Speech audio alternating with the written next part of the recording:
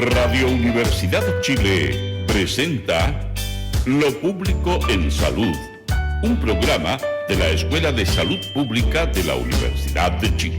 Un espacio de reflexión y divulgación crítica sobre la salud en diálogo con las necesidades de la sociedad. Conduce la periodista Verónica Zúñiga Miranda junto a académicas y académicos de la Escuela de Salud Pública.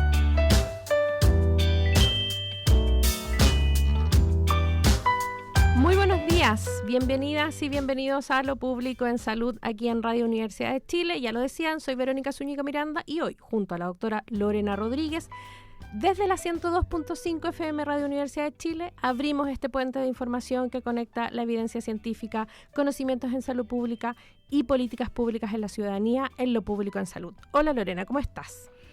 Hola, buenos días a todos y todas. Un gusto estar nuevamente acá en este día tan helado en Santiago. No sé, me imagino más helado en el sur, ojalá no tanto en el norte. Sí, está un poquito helado hoy día. Muchísimas gracias por acompañarme nuevamente siendo la dupla de este programa de Lo Público en Salud. Tenemos un programa bien interesante, con conversación, música y también saben que tenemos entrevista. Y esta vez en torno a un tema que ha estado presente en los medios de comunicación durante los últimos días y nos referimos a los contagios de la cepa Andes del hantavirus.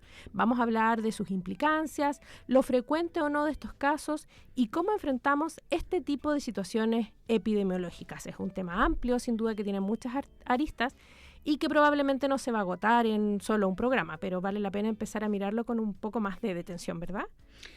Bueno, sí, así es. No quiero adelantar mucho de la conversación que tendremos en la segunda parte, pero este hantavirus cepa Andes es una variante particularmente relevante en el Cono Sur, Chile y Argentina entre ellos, ya que a diferencia de las cepas del norte de América, esta es la única que tiene evidencia científica de transmisión de persona a persona. Así es.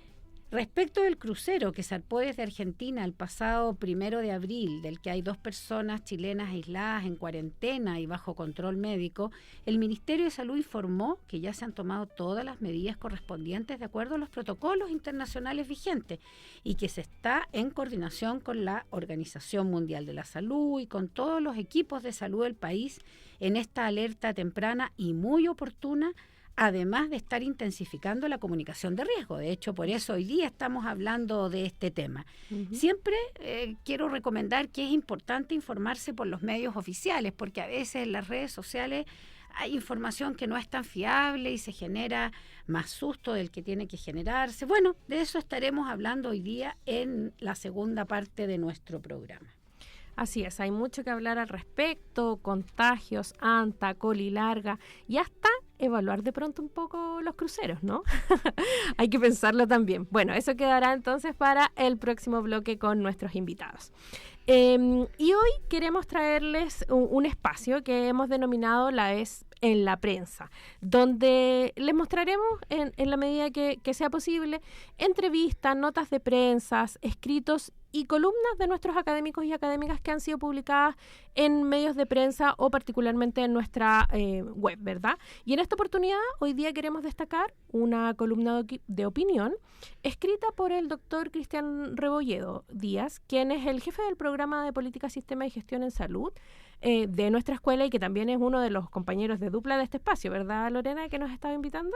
Así es, Cristian está siempre con nosotros, incluso aunque no esté. Así es, y hoy lo hemos querido invitar aquí en un audio para que nos cuente de qué se trata su última columna publicada que lleva por título Ciencia, Universidad y Utilidad, publicada hace un par de días. Ahí escuchamos a Cristian entonces de qué se trata este texto y su columna. Hola. Bueno, en primer lugar quiero agradecer el interés por esta columna que escribí hace algunos días y que fue publicada en Cooperativa. La titulé Ciencia, Universidad y Utilidad. Y a propósito de esta discusión que se va instalando cada vez con más fuerza y que tiene que ver con cómo se está entendiendo el valor de la investigación, cómo se está entendiendo el rol que tienen las universidades, probablemente, sobre todo las universidades financiadas por el Estado. Salieron estos casos, ¿cierto?, de estas ideas de acortar las carreras, de cuestionar la investigación porque no generan empleo, Y claro, lo que a mí me interesa esto es problematizar qué estamos empezando a evaluar cuando estamos mirando el conocimiento y qué estamos entendiendo como la utilidad en términos inmediatos. Me parece que es problemático porque las universidades no son solo espacios que lo que buscan es certificar o habilitar competencias laborales. También son para desarrollar el pensamiento crítico, para desarrollar disciplinas, para ayudar a entender problemas complejos. Hubo actores muy relevantes que salieron también a defender esta idea. Particularmente pasa lo mismo con la investigación, porque esta idea del impacto no necesariamente, digamos, es inmediato, no todo lo que no tiene impacto inmediato es irrelevante. Y bueno, por lo menos en salud pública eso nosotros lo tenemos relativamente claro, porque hay muchas capacidades como las necesarias para prepararse frente a emergencias, desastres, se construyen a lo largo de varios años y se vuelven visibles cuando recién se necesitan y no necesariamente se sabe cuándo se va a necesitar. Esta columna, a que invito a que la lean, más que cerrar este concepto, lo que hace es abrir la pregunta, ¿qué tipo de conocimiento queremos como sociedad? Porque, claro, podría ser que quisiéramos solamente cosas que tienen utilidad inmediata, pero probablemente íbamos a terminar perdiendo lo que más necesitamos a largo plazo sin tener claro cuándo lo vamos a necesitar. Bueno, eso. Muchas gracias por el interés y nos estamos viendo. Chao. Muchísimas gracias entonces por este resumen de la columna. Sí, efectivamente nos estaremos viendo seguramente en el próximo episodio de nuestro programa. Cristian será nuestra dupla, pero Cristian hablaba de algo muy interesante, de abrir este diálogo, que no solo queda en una columna, que en este caso publicada en una radio amiga, sino que también entrar a detallar lo que es el pensamiento crítico y algunos elementos importantes que destacaba también de esto de la utilidad de la ciencia. Lorena, ¿qué te pareció la columna de Cristian? Bueno, súper interesante el tema. Este es un tema de preocupación para el mundo académico y Cristian pone varios elementos encima. Quisiera destacar esto de los roles del mundo académico, ¿no es cierto? El pensamiento crítico, el abordaje de problemas complejos. ¿Qué es lo que necesitamos a largo plazo? ¿Cuáles son los indicadores esperados del quehacer académico? Creo que hay hartos puntos ahí que reflexionar antes de desprestigiar nuestro quehacer. Nosotros también, con el director del Instituto de Ciencias Biomédicas de la Facultad de Medicina de la Universidad de Chile y el director del Instituto de Investigación Materno-Infantil también de la misma universidad, Claudio Villarruel, hicimos énfasis también en nuestra columna en la implementación de este recorte presupuestario transversal del 3% en todas las carteras de gobierno. Que esto, más allá que una medida de eficiencia fiscal, va a tener impacto en todas estas áreas. En el caso, por ejemplo, del Ministerio de Ciencia, Tecnología, Conocimiento e Innovación, esta decisión representa un golpe estructural que contradice las promesas de sorprender positivamente a la comunidad científica hechas al inicio de este mandato. Recortar en conocimiento no es ahorro, es una descapitalización intelectual que compromete nuestra autonomía de país. Mientras el mundo compite ferozmente por liderar en inteligencia artificial y en transición energética, por ejemplo, áreas donde Chile ha mostrado un liderazgo regional, nosotros parecemos optar por el repliegue. Este apagón del conocimiento nos puede pasar una factura impagable. Cuando necesitemos soluciones locales para desafíos críticos, nos podemos ver obligados a importar el talento y la tecnología que hoy decidimos parece dejar de cultivar. Creemos sinceramente que la ciencia no puede quedar en las sombras de una agenda de austeridad ciega. No debemos olvidar que un país no invierte en conocimiento porque es rico, sino que es rico porque decidió invertir en conocimiento. Así es, qué importante esto de que no solo tengamos estas dos columnas que emanan de dos académicos distintos de nuestra escuela, que refuerzan entonces la importancia de abordar estos temas y estos dichos del presidente hace algunos días. Y no puedo dejar pasar además la ocasión para comentar que precisamente el viernes pasado lanzamos un position paper hablando de gobernanza y de datos. Tú también estuviste presente, Lorena, y estuviste en esta mesa. Quizás también hace referencia a lo importante que fue la participación y la presentación de este documento. Sí, efectivamente, en esa sesión que fue en el ex Congreso Nacional, con una audiencia muy variada y rica de gente que se dedica a la ciencia, este tema de poner a la ciencia en primera línea, bueno, saltó por todos lados, y la importancia también de esta mirada transdisciplinaria, con distintos ojos, mirar en conjunto estos problemas que hoy día parecen ser más complejos.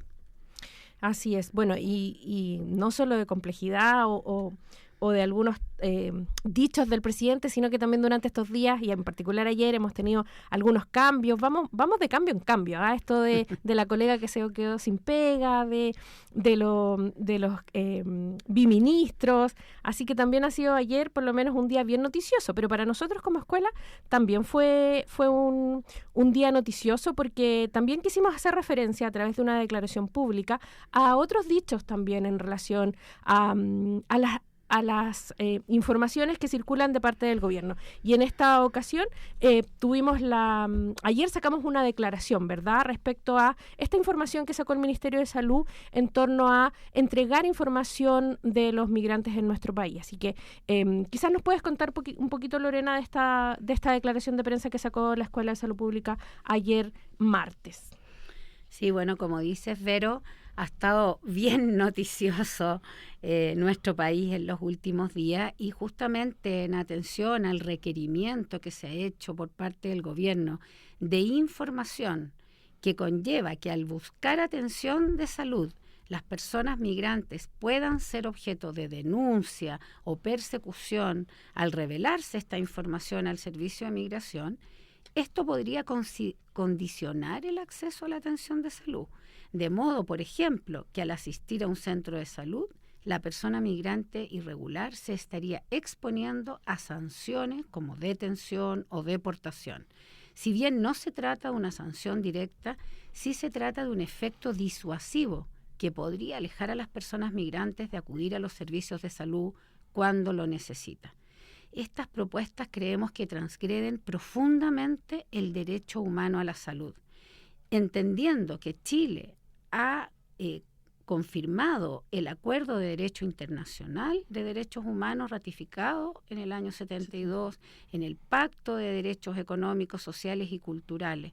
Para nosotros, las modificaciones propuestas por esta ley constituyen un retroceso alarmante en este y otros derechos fundamentales, no podemos dejar de decirlo.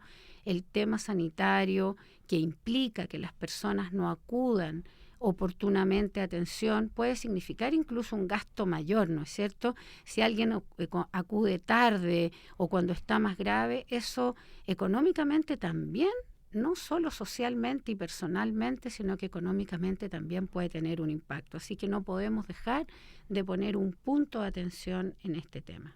Sí, bueno, la declaración además insta al Ministerio de Salud y a las autoridades que corresponden, que responden al rol social y sanitario, instan entonces a proteger el derecho a la salud, tal como tú decías, de todas las personas que habitan en Chile sin importar su nacionalidad. Y dice, hacemos un llamado urgente a las autoridades e instituciones que correspondan a comprometerse con la defensa de los derechos humanos y la salud pública y a pronunciarse en contra de esta modificación. La salud es un derecho, no un privilegio. Pueden encontrar entonces esta declaración pública en la página web de la Escuela de Salud Pública, así como también en nuestras redes sociales. Así que importante entonces esta declaración pública que ha sacado la Escuela de Salud Pública de la Universidad de Chile sobre la obligación del sector de la salud de entregar información de usuarios extranjeros. Así que así poniéndonos al día entonces, Lore, con estas es en la prensa, ¿cierto? Así es, pues. Y bueno, Dale. No, bueno. Y además también queremos irles contando que nuestra escuela, en su rol también de hacer actividades, vincularse con la población y hacer actividades de extensión y vinculación con el medio, también tenemos una sección que queremos traerle, que es la cartelera de la ESP. Aquí podrán encontrar diferentes actividades organizadas con participación de la escuela, organizadas desde la escuela, con sus académicos. Entonces hoy día les queremos traer algunas actividades dentro de los próximos días que creemos que es importante porque traen información importante desde salud pública para ponerla a disposición de nuestra población. Así que no sé si quieres partir por la primera, Lorena. Sí, bueno, tenemos una agenda Súper ajetreada, así es que siéntanse todos y todas muy invitados. Tenemos, por ejemplo, el jueves 28 de mayo a la 1 de la tarde una charla sobre dengue, modelando la magnitud del dengue importado por viajes a países endémicos en Chile continental. Como ya les decía, esta se realizará el jueves 28 de mayo a las 13 horas en la Escuela de Salud Pública de la Universidad de Chile. En esta charla, nuestro objetivo es dar a conocer los avances en investigación de epidemias a través de la modelación de la magnitud del dengue, importado por viajes a países que tienen esta enfermedad en forma endémica. Esto en el marco del trabajo desarrollado por el Laboratorio de Estadística Matemática Ecológica de los autores Mauricio Canals de la Escuela de Salud Pública, Fernando Córdoba Lepe y Lady Lara del Departamento de Matemática, Física y Estadística de la Universidad Católica del Maule. Vamos a tener a Mauricio Canals en la segunda parte, a lo mejor le podemos preguntar si nos alcanza el tiempo algo de esto. Solo sumar que esa actividad también es la primera actividad de este laboratorio de estadísticas, matemáticas y ecología que se deriva del programa de bioestadística de la escuela, así que vamos a estar atentos ahí entonces y también pues, uno de nuestros invitados del segundo bloque, el doctor Mauricio Canals, será entonces quien va a presentar este evento el jueves 28. Y el lunes 1 vamos a tener un conversatorio que lleva por nombre El Hospital es un gran laboratorio. Notas antropológicas sobre prácticas de enseñanza en un hospital universitario. Esta actividad va a abordar los primeros resultados de una investigación etnográfica sobre la formación médica en hospitales universitarios y busca generar un espacio de diálogo interdisciplinario entre la antropología, la salud pública, la salud colectiva y que busca promover la reflexión y el debate en torno a las prácticas pedagógicas que configuran un hospital universitario como espacio de aprendizaje, investigación y cuidado. Esta es una actividad que está organizada desde el programa del doctorado en salud pública de la Universidad de Chile, pero sin embargo está abierta a toda la comunidad universitaria y a todos los que quieran saber cómo funcionan entonces estas notas respecto a las prácticas de enseñanza en un hospital universitario. En esta ocasión tenemos una invitada internacional, que es la profesora de antropología de la Universidad de Brasilia, la doctora Soraya Fleischer, y ella presentará entonces los resultados de esta investigación y la actividad además será comentada por la por la profesora María Sol Einstein, que es académica de la Escuela de Salud Pública de la Universidad de Chile, y también de la doctora Daniela Tonelli Manica, que también es una profesora visitante en Chile de la Universidad Unicamp de Brasil. Así que tenemos dos interesantes actividades para los próximos días. Entonces, charla de dengue el 28 y entonces el 1, ver cómo funcionan entonces estas notas de los hospitales universitarios. Súper entretenido. Ya, luego de quedar entonces al tanto de estas actividades, vamos a dar paso a una sección que sabemos que está tomando mucho ritmo y que nos parece interesante, que es En Simple. ¿Verdad? Aquí traemos un término que pueden ser más técnicos, pero que creemos que es conveniente aclarar un poco y que van de la mano con esta transferencia de conocimiento que queremos hacer acá en el programa Lo Público en Salud, que es desde la academia a un entendimiento más general. ¿Verdad, Lore? Y hoy día quisimos abordar un concepto que se relaciona mucho con la salud pública y que incluso también vinculamos con el programa que viene, ¿cierto? Y el término es vigilancia epidemiológica.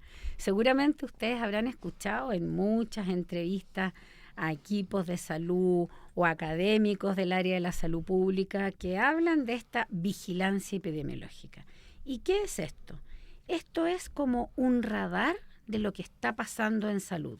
Es el proceso de observar, recolectar y analizar información sobre las enfermedades de una población para saber qué está pasando, dónde está pasando, qué tan rápido se está extendiendo, pero también para comprender quiénes son las personas que se están enfermando, por qué se enferman unos y otros no, por qué en un lugar sí y en otro no.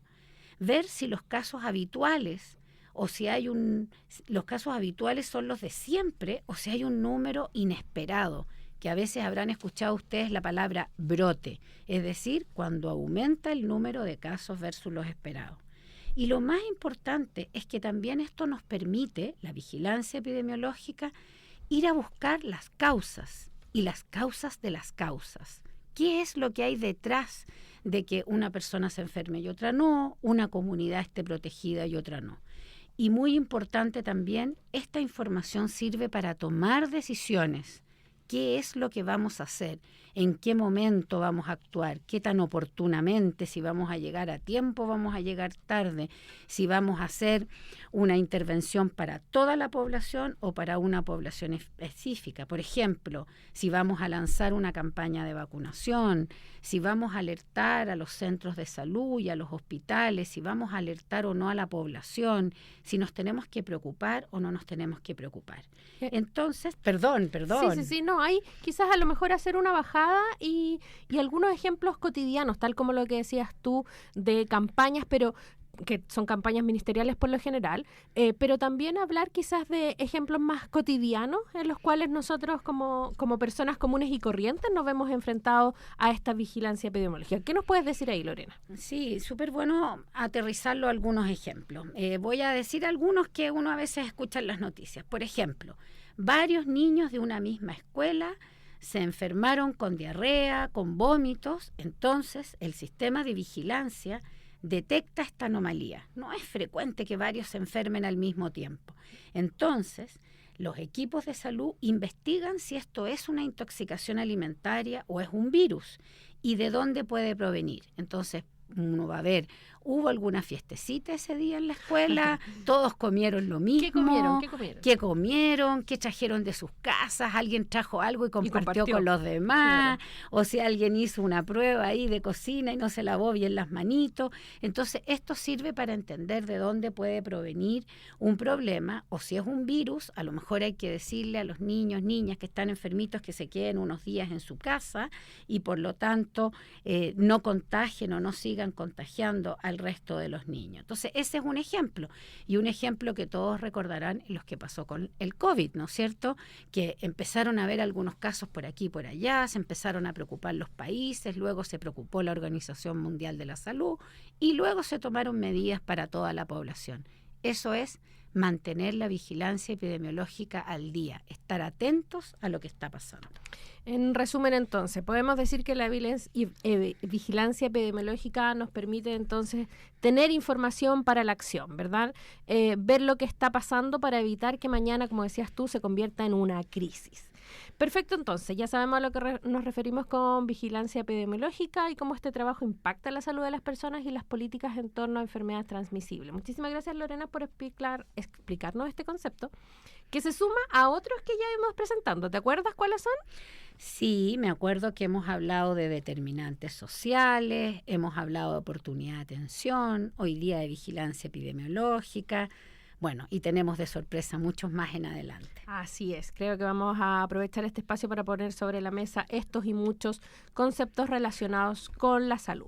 Pero ya empezamos a terminar este bloque y ya saben ustedes que nos gusta mucho la música, así que se acerca nuestro momento musical y hoy día quisimos traer, como siempre, algo chileno.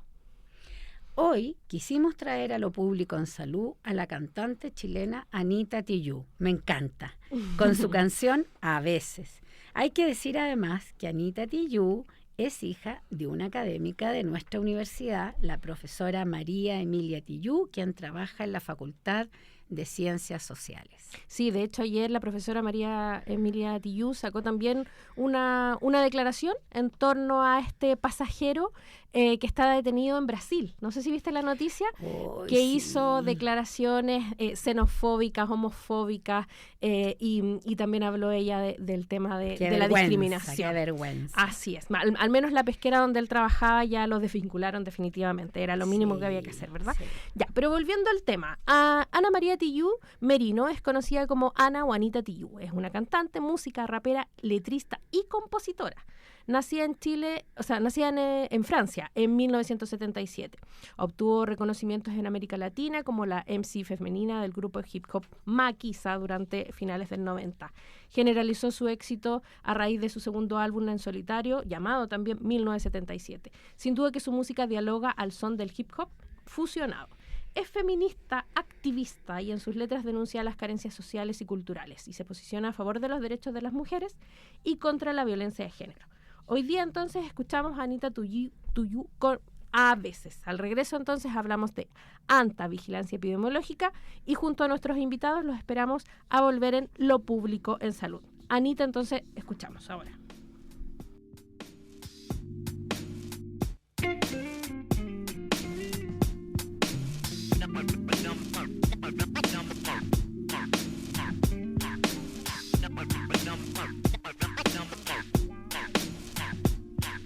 A veces enlaces, tropiezos, impases. A veces tienes que hacer contigo las paces. A veces si haces, no haces, si haces los pases.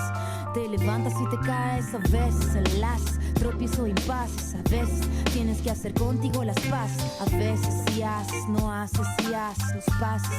Te levantas y te caes. A veces te quiero, a veces no.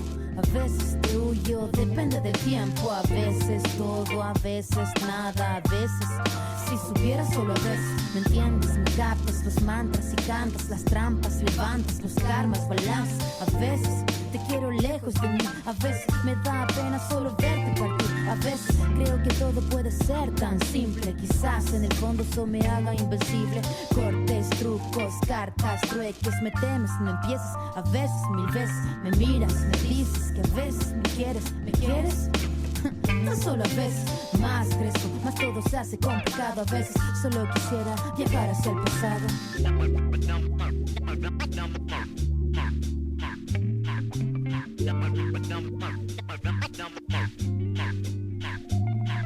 A veces enlaces, tropiezos, impases. A veces tienes que hacer contigo las paces. A veces si haces, no haces, si haces los pases.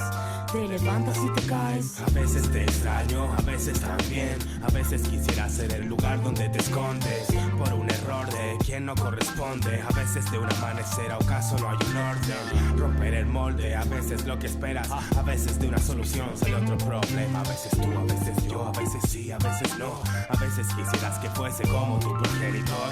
A veces martes, a veces 13. A veces días, semanas, meses que no me pertenece. A veces de todo el control, lo importante se te escapa. Que a veces quisiera desaparecer.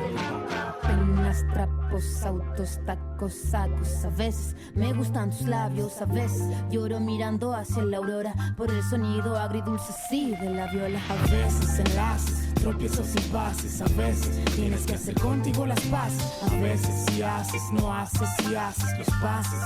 Te levantas y te caes. A veces enlaces, tropiezos, impases. A veces tienes que hacer contigo las paces. A veces si haces, no haces, si haces los pases. Te levantas y te caes. A veces enlaces, tropiezos, impases. A veces tienes que hacer contigo las paces. A veces si haces, no haces, si haces los pases. Te levantas y te caes. A veces enlaces, tropiezos, impases. A veces tienes que hacer contigo las paces. A veces si haces, no haces, si haces los pases. Te levantas y te caes. A veces te levantas y te caes. A veces te levantas y te caes.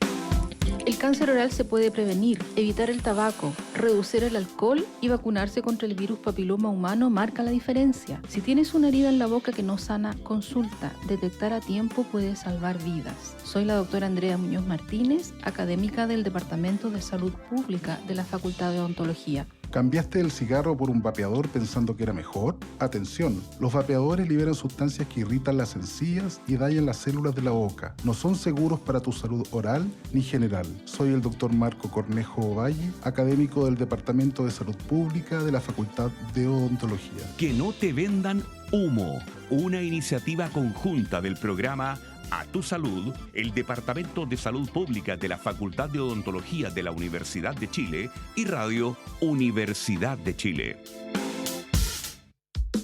Les tengo una adivinanza. Suena en la radio, es muy divertido. Hay música y juegos para niñas y niños. ¡Fácil! Es nuestro programa Que Siga el Recreo. ¡Sí! Sí, escúchanos todos los sábados a las 9 de la mañana por Radio Universidad de Chile. Un programa familiar donde las infancias son escuchadas. Que siga el recreo, porque en la radio los dos seguimos jugando. Proyecto financiado por el Fondo para el Fomento de la Música Nacional y el Programa de Apoyo a Organizaciones Culturales Colaboradoras. La música de raíz latinoamericana vuelve a encender el escenario. La Banda Nacional Merquén celebra 20 años de trayectoria con el lanzamiento de su cuarto disco, Sin Piel Pa' Gritar, este 22 de mayo. Sala Máster de Radio Universidad de Chile será el escenario de una noche especial, donde las nuevas canciones cobrarán vida junto al recorrido por 2 décadas de música y raíz. Un esperado regreso discográfico que reúne toda la fuerza de una agrupación que ha sabido cruzar el folclore latinoamericano con sonidos populares y contemporáneos, construyendo una identidad musical profunda, colectiva y poderosa. Merquén presenta Sin Piel Pa' Gritar, viernes 22 de mayo, 19:30 horas, Sala Máster de Radio Universidad de Chile. Miguel Claro 509 Providencia. Entradas en Portal Tickets. Hola, soy Luis Orlandini y quiero invitarte a sintonizar nuestro programa Contrastes, un panorama de la música de arte chileno. Acompáñame junto a Svetlana Kotova, Andrés Mopuán y Mario Mora, académicos del Departamento de Música de la Facultad de Artes de la Universidad de Chile, mientras exploramos las diversas facetas de nuestra cultura musical. No te lo pierdas, cada sábado a las 18 horas en el 102.5 FM, Radio Universidad de Chile. Hola, soy Luis Mesina, conductor de Debate Social. Los invito a seguir nuestro programa todos los días viernes por Radio Universidad de Chile, ahora en un nuevo horario desde las 15 horas a las 16. Como siempre, tendremos grandes y destacados invitados que nos ayudarán a analizar la realidad nacional e internacional.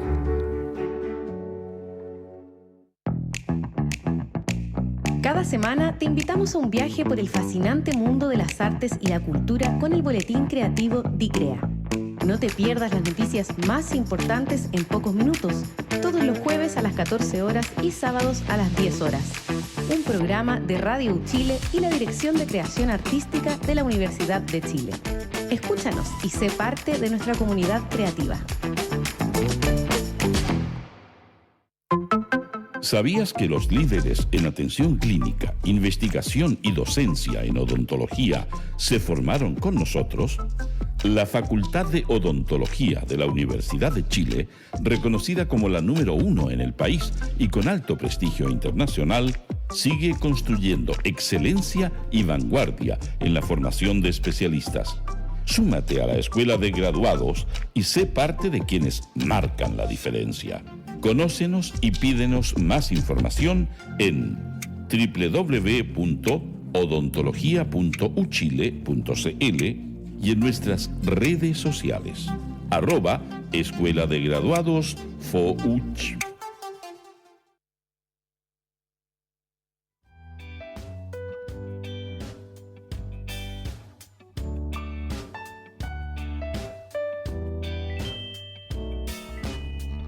Retornamos a Lo Público en Salud, un espacio radial de la Escuela de Salud Pública de la Universidad de Chile. Soy Verónica Zúñiga y hoy junto a la doctora Lorena Rodríguez, que además es directora de la Escuela de Salud Pública, les acompañamos desde la 102.5 FM Radio Universidad de Chile.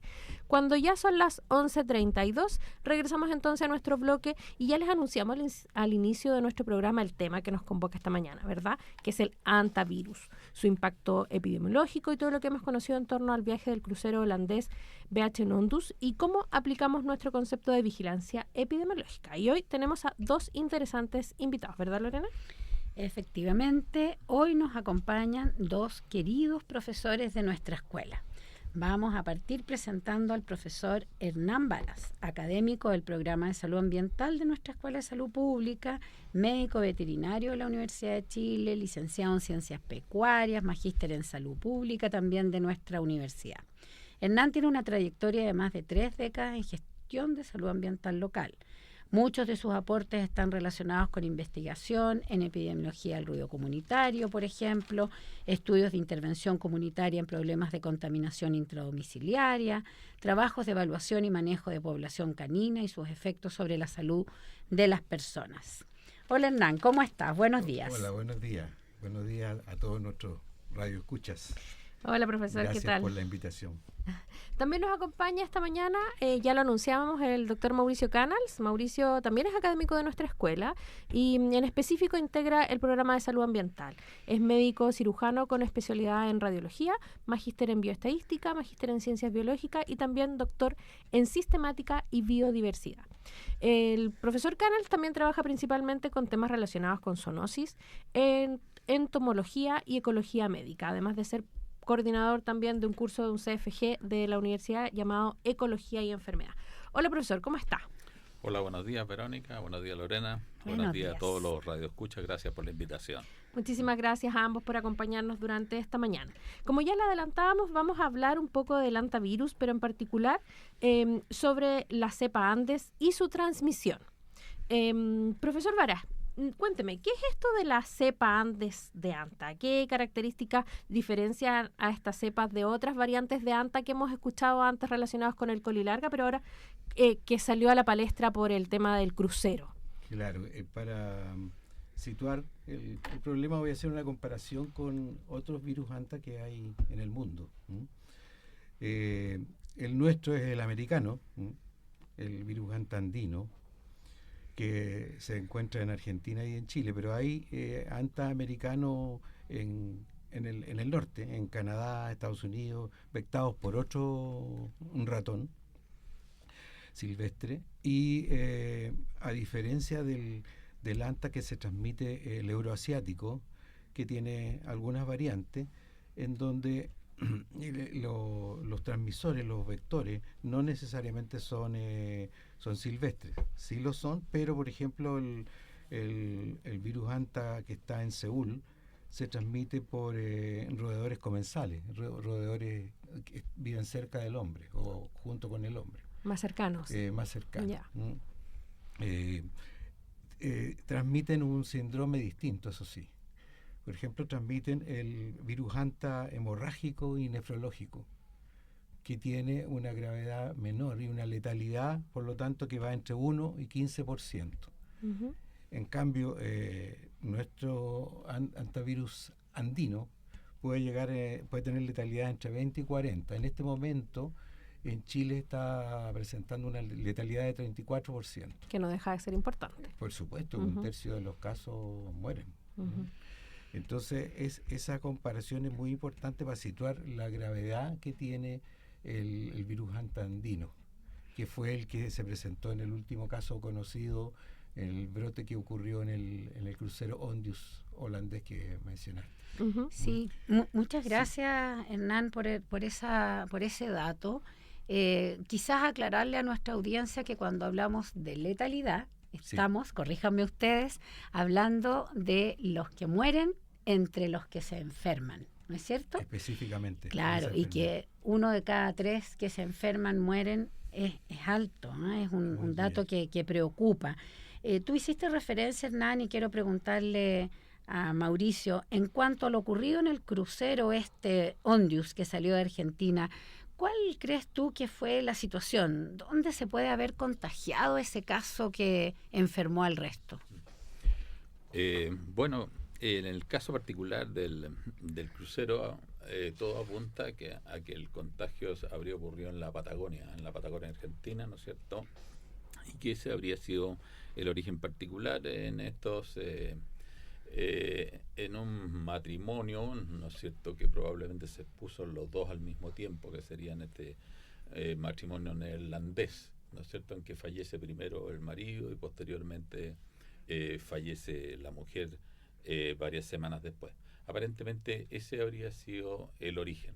Se ha planteado posibilidad que hubiera pasado esto por una pasada que hicieron por Chile, pero eso es muy poco probable por el tiempo en que aparecen los síntomas y el tiempo en que muere este paciente, el primer paciente, que murió a las 7 semanas, a las 7 semanas de salida de de una localidad argentina, ¿no es cierto? Entonces es muy poco probable, ya que el tiempo de incubación, ¿no es cierto?, del hantavirus Andes en un promedio es de 3 semanas, pero puede llegar hasta 45 días, eso serían alrededor de 6 o 7 semanas.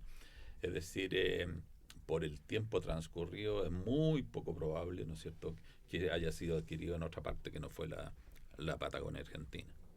Sí, muy interesante eso que decías, justamente esto del periodo de incubación.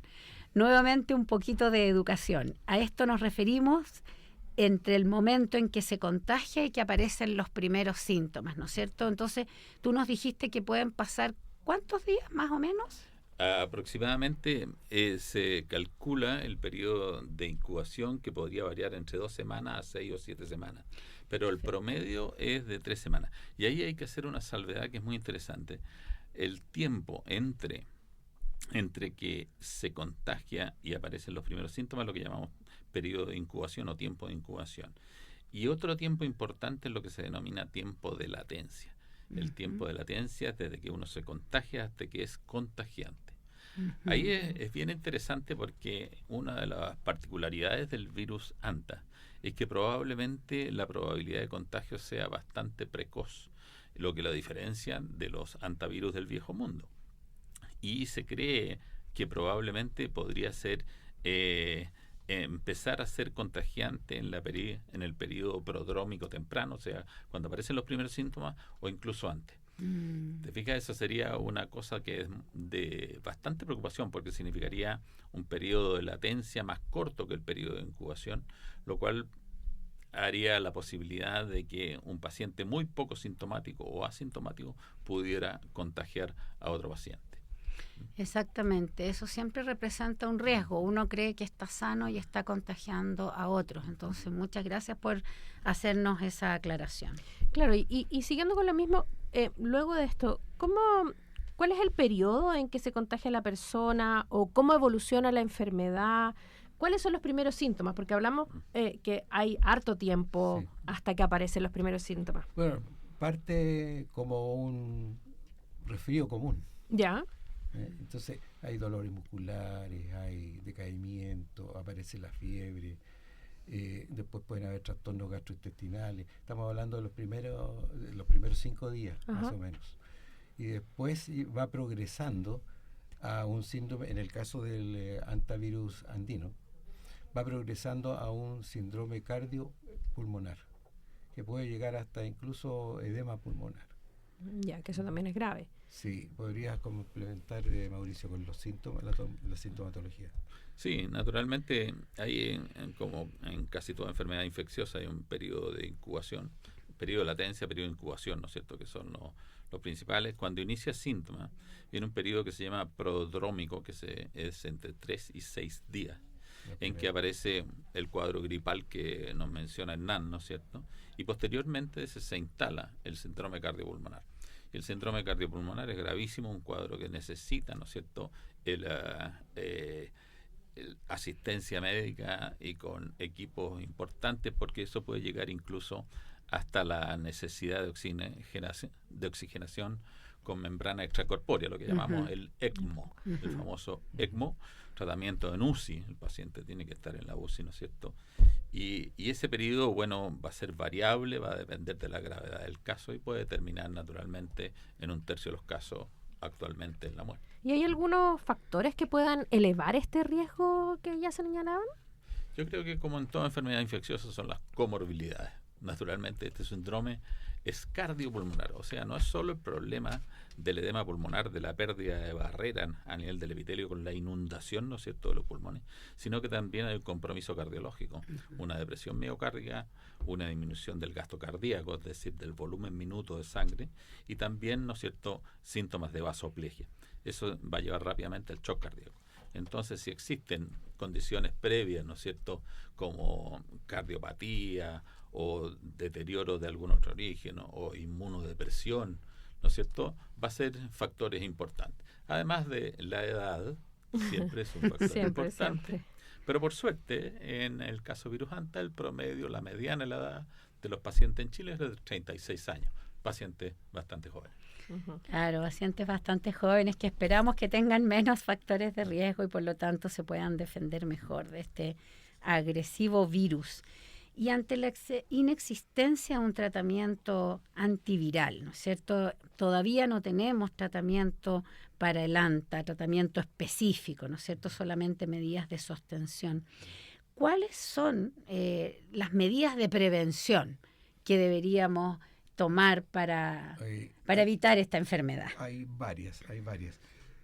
Cuando Mauricio menciona las edades típicas de los pacientes en Chile, uno puede imaginar dónde estuvieron, qué hicieron, por qué se contagiaron.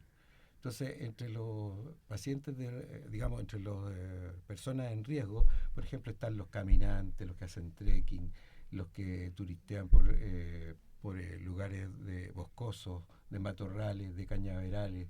Aquí en Chile tenemos la quila. La quila, para que la gente la ubique, también le llaman el coligüe, ¿no es cierto? Donde haces tú los palillos del volantín.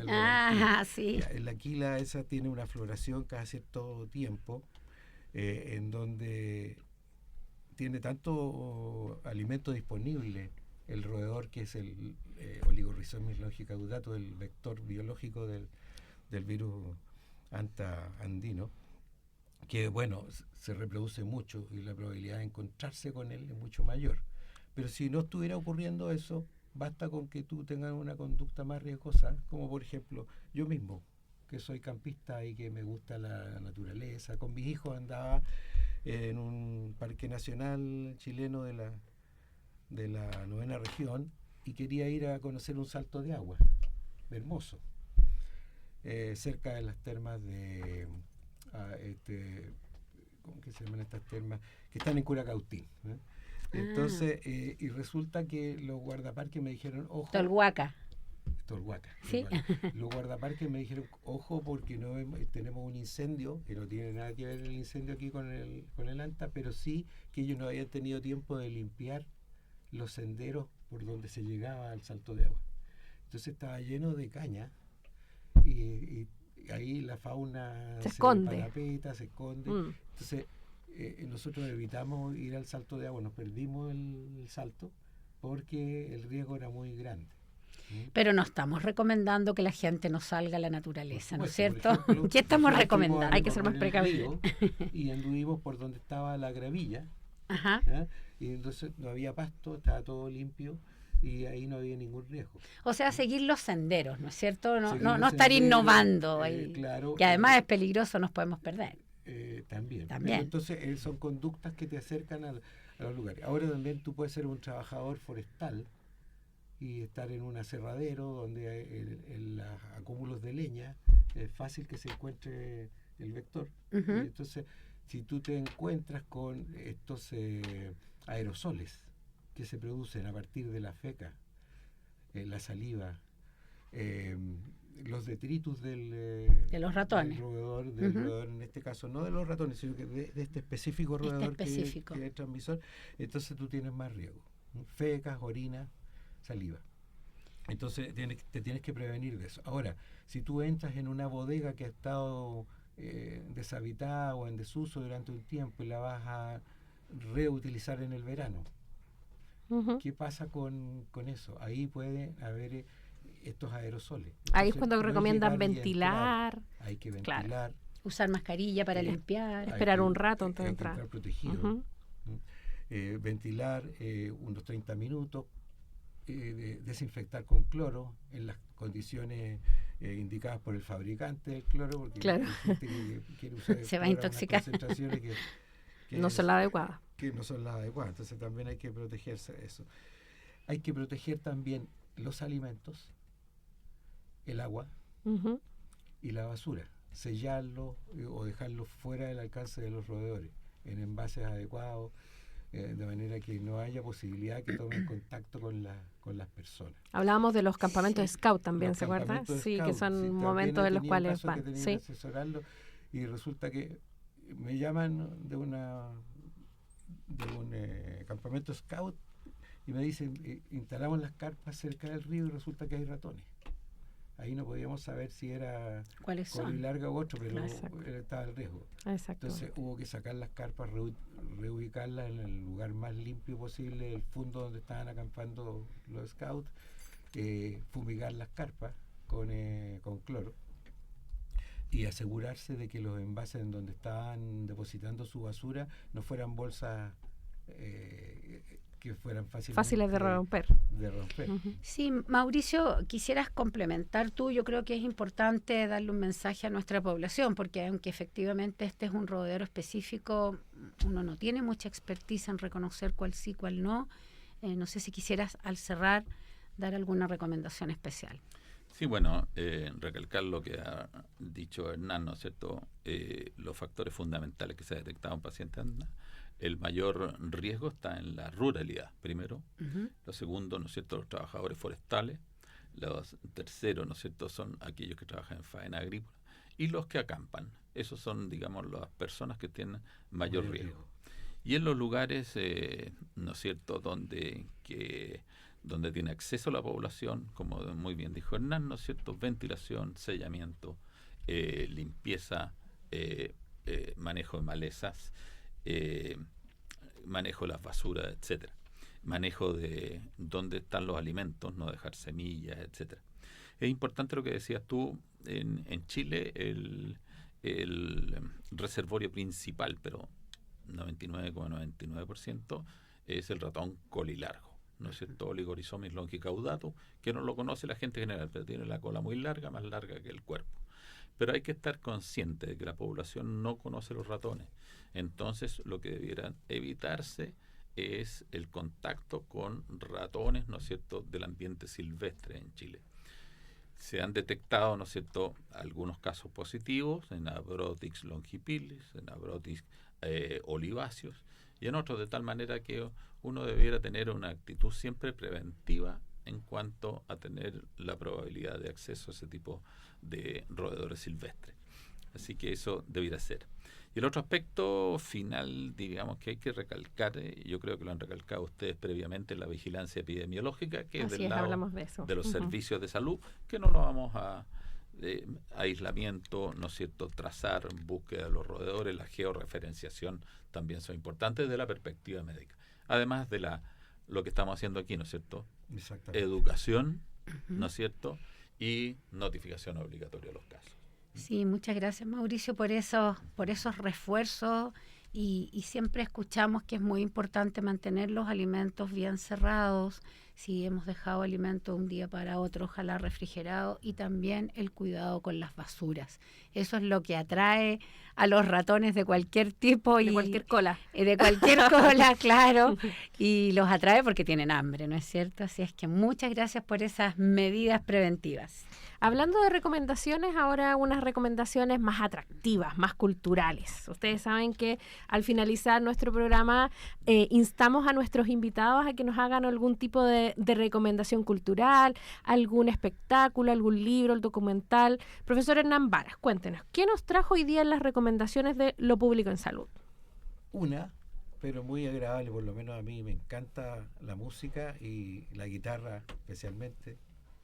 Y hoy en la Plaza Pedro de Valdivia, en la parroquia de la Anunciación, hay un concierto de guitarra clásica que es con entrada gratuita además, y es a las 7 de la tarde de hoy, así que no se lo pierdan los que les gusta la guitarra clásica y tienen el tiempo y la disponibilidad para poder asistir. Ahí estaremos. Excelente recomendación. Doctor Mauricio Canals, cuéntanos, ¿qué recomendación cultural nos trajo hoy a nuestro programa? Sí, bueno, yo puedo recomendar los dos últimos libros que he leído que me parecieron muy interesantes. Uno de el académico de la Universidad Católica de Chile de Ecología, de Mauricio Lima, el libro de expansiones y retiradas, el viaje poblacional de Homo sapiens, que se refiere a la población humana, el principal motor, ¿no es cierto?, del cambio climático hoy día. Muy entretenido, muy ameno en la redacción y nos da una nueva visión de lo que es la evolución de la población humana, y no solo es un problema de competencia, sino de cooperación. Y lo último que estoy leyendo se llama La sexta extinción, de Elizabeth Kolbert, que es muy interesante porque se refiere a la extinción masiva que estamos viviendo hoy en nuestro periodo que estamos llamando, ¿no es cierto?, el antropoceno. Es realmente muy entretenido. Sí, yo creo que el tema del antropoceno va a venirse en este programa más adelante. Qué interesantes recomendaciones las de ambos. Muchas gracias. Yo sumar la recomendación que está también acá en la sala máster de la Radio Universidad de Chile para este viernes 22 de mayo. La banda Merquén presentará Sin Piel para Gritar. También ahí en la Radio Universidad de Chile entonces pueden acceder a la información. Y por último contarles que yo también tengo mi recomendación. Sí, hoy día va a estar en el Teatro de la Universidad de Chile celebrando los 50 años el Ballet Antumapu de la Universidad de Chile. Así que también es una invitación gratuita. Entiendo que las entradas ya están ok, pero si lo vuelven a ver, traten de ir porque entiendo que es un show muy, muy interesante. Tú ya fuiste, Lorena, ¿verdad? Sí, yo ya fui porque esta es la segunda presentación que hacen y realmente es un lujo ver cómo se ha mantenido nuestro ballet Antumapu. Y un especial aplauso también para el animador y la animadora de este espectáculo, porque él y ella fueron bailarines del Antumapu en su época. Así que un abrazo a Loreto y Ramiro. Hablando de saludos, dijimos que íbamos a mandar un saludo a nuestro auditor número 1, que es un alumno de nuestra Escuela de Salud Pública, que nos invita entonces a escuchar, o sea, que él escucha nuestro programa y nos manda sus recomendaciones, su feedback y todo. Así que muchísimas gracias a Diego Fideli. Así que esperamos entonces su nuevo feedback. Muchísimas gracias, profesor Hernán Varas. Muchísimas gracias, profesor Canal, por acompañarnos esta mañana. Lorena, muchísimas gracias por acompañarme en esta dupla. Súper entretenido. Gracias, Vero. Gracias, Mauricio y Hernán. Vamos cerrando entonces un nuevo capítulo de este programa de la Escuela de Salud Pública. Nos escuchamos el próximo miércoles a las 11 de la mañana para seguir analizando lo que afecta a todos en lo público en salud. Recuerden que podrán escuchar este programa en las plataformas y las redes sociales de nuestras escuelas. Síganos, los esperamos. Lo público en salud, porque la salud es ante todo pública. Muy buenas tardes. Radio Universidad de Chile presentó Lo Público en Salud, un programa de la Escuela de Salud Pública de la Universidad de Chile. Un espacio de reflexión y divulgación crítica sobre la salud en diálogo con las necesidades de la sociedad. Condujo la periodista Verónica Zúñiga Miranda junto a académicas y académicos de la Escuela de Salud Pública.